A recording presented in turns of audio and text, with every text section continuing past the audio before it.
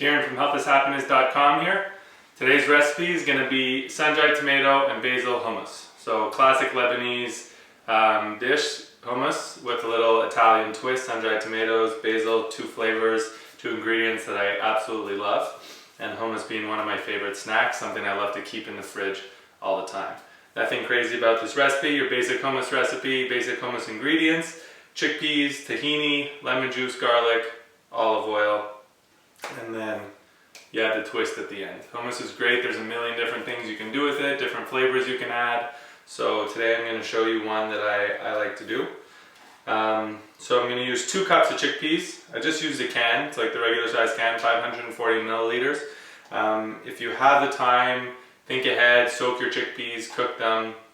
But often I'll make hummus in a hurry, last minute when I'm hungry.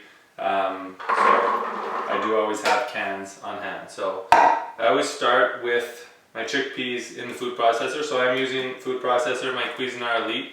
Got this about a year ago, absolutely love it, no complaints at all. So I usually grind down my chickpeas first in the food processor before adding the other ingredients. This will be sure that they all get processed and you won't have any chunks of chickpeas, and will give you that, that nice texture to your hummus. So I'm just going to put them in.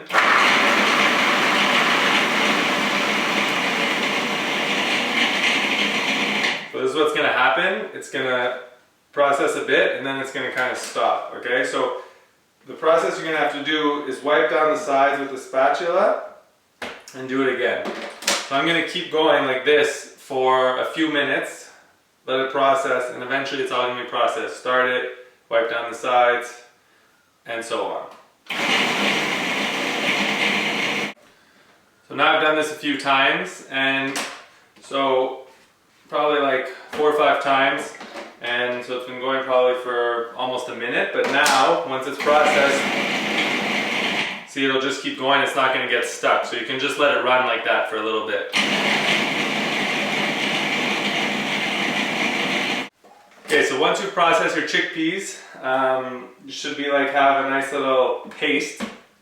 You can move on to your next ingredients. So I usually add my tahini. So tahini is just ground sesame seeds. I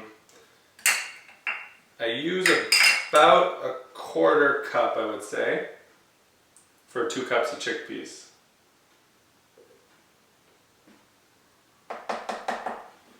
Proportions are always, I mean, don't have to be exact.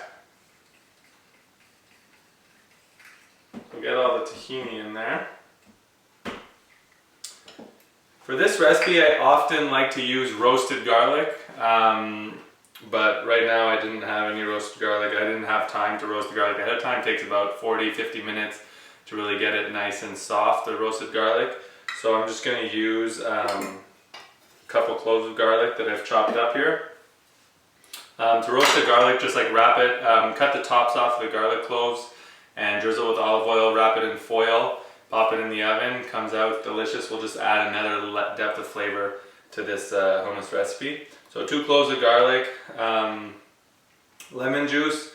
I usually start with about half a lemon for 2 cups of chickpeas, and then I'll taste it and see if I want to add more. This half a lemon for me, it's usually about 3 tablespoons. Make sure you squeeze it and then take the seeds out.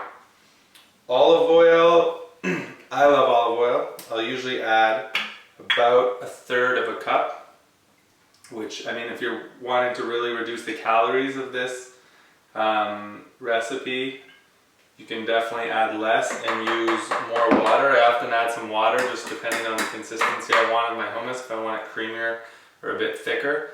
So if you're worried about calories, really low fat, you can use less olive oil. I'm not too concerned most of the time. So then obviously salt. Salt is to taste, so start with a couple pinches, and then I love pepper as well. You don't have to add pepper. Okay, so we'll start with that.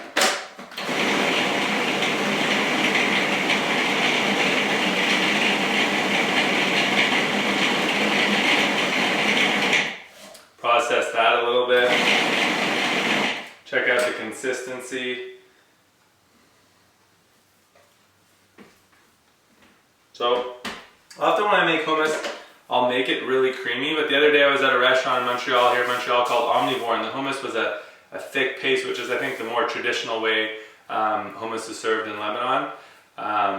It was amazing. There was some sumac sprinkled. It was probably some of the best hummus I've ever had in my life. So this is pretty thick right now, kind of the way they had it, but I'm going to add a little bit of water. So maybe you just add like 1/8 of a cup to start and see the way you want it.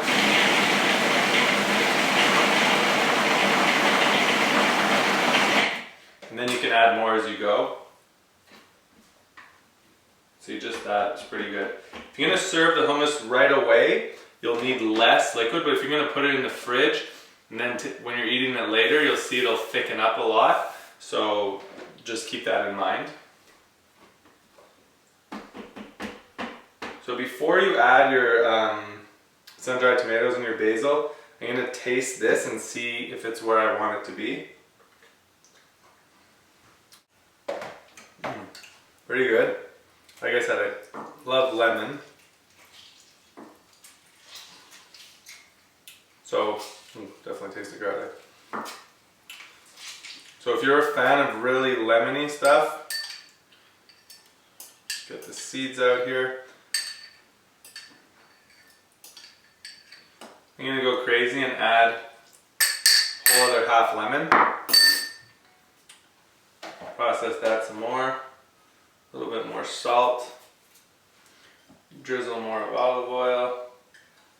This is the process of making hummus and a lot of things. Do it, taste it.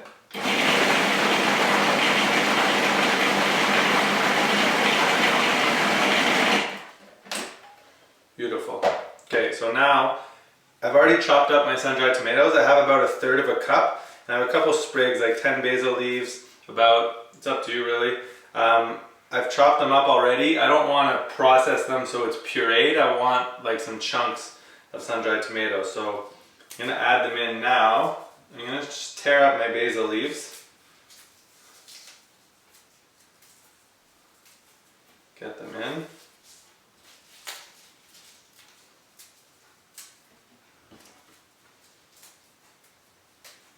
Okay, and then what I'm going to do once they're in is I'm just going to pulse it.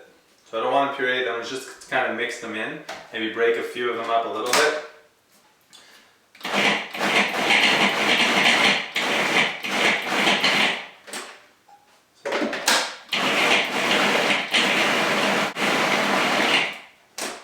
There you go.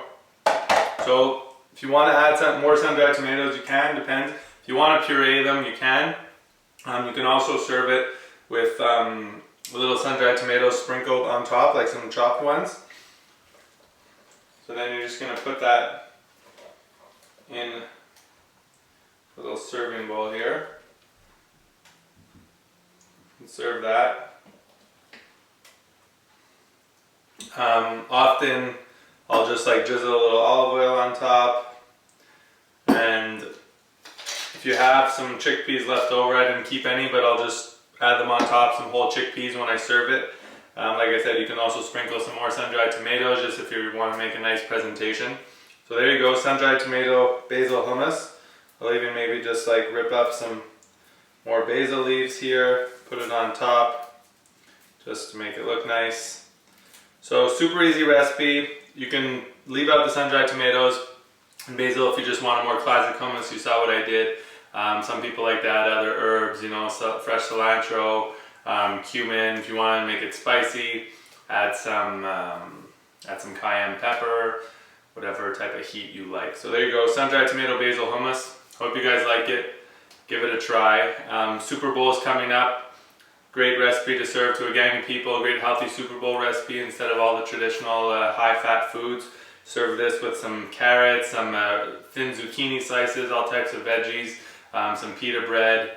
A little less healthy option would be tortilla chips. Get some organic, low-salt tortilla chips, something I admit I have a small addiction to, but I usually eat this with veggies. So hope you guys like it. Check out, subscribe to my YouTube channel. Check out the Facebook page. I'm on Twitter as well. I hope you guys like the recipes. Share them with everyone. and hope to see you guys soon. Take care. Peace.